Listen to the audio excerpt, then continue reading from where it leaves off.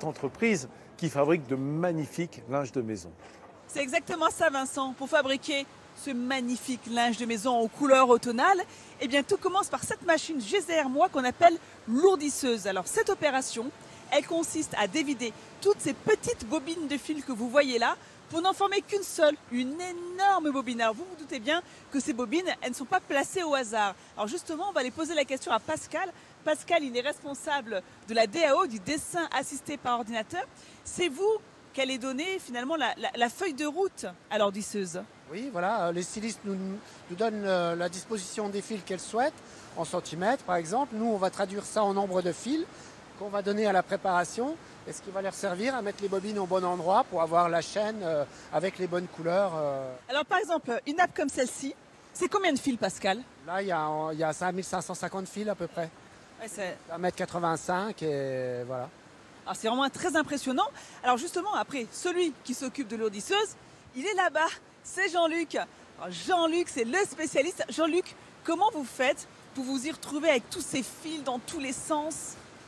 Alors c'est assez simple puisque chaque fil a sa place, soit par des œillets ou des supports de fil. Donc dès qu'un fil est coupé, on sait tout de suite la place où il va. Oh, j'adore, c'est assez simple. Il y a combien de fils, Jean-Luc? Là on a sur 600 fils. Et l'ordisseuse, elle peut enrouler jusqu'à combien de mètres de fil? On peut faire une longueur maximum de 3000 mètres. Et tout ça, vous le faites comme ça à l'œil nu, alors aidé quand même par des petits...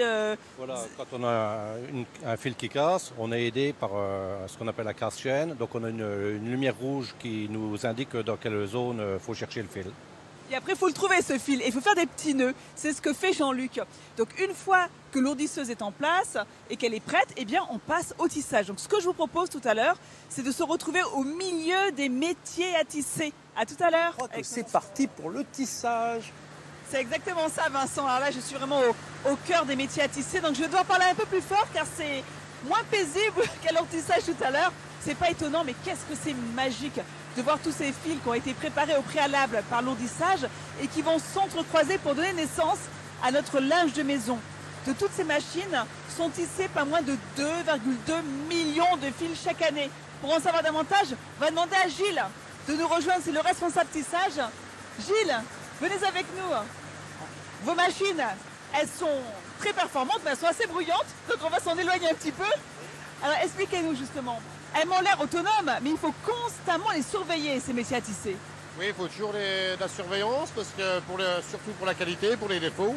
Et à chaque fois qu'il y a un fil qui coupe, il faut que la personne soit là pour rattacher le fil, refaire un nœud et remettre en route la machine. Parce que si la machine s'enraye, ben le tissu est abîmé. Voilà, c'est ça. Donc il faut toujours de la surveillance pour les défauts et constamment être dessus. Voilà. C'est assez magique de voir comme ça le dessin de la nappe se dessiner sous nos yeux. Est-ce que ça vous surprend encore, après 30 années de métier?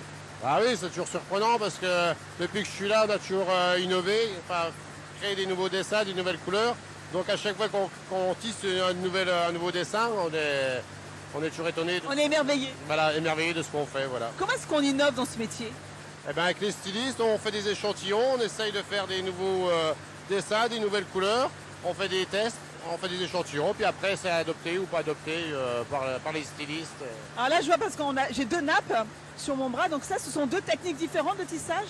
Oui, c'est deux techniques différentes. En fin de compte, on tisse de la même manière, mais là, on a 30 fils au centimètre, et là, 48 fils au centimètre, du fil beaucoup plus fin. Ah oui, donc on voit bien que le dessin est encore plus raffiné. D'ailleurs, ce style-là est très apprécié dans les pays asiatiques. Notre entreprise, elle exporte 40% de sa production à travers le monde. C'est un beau Made in France. Merci beaucoup, Gilles.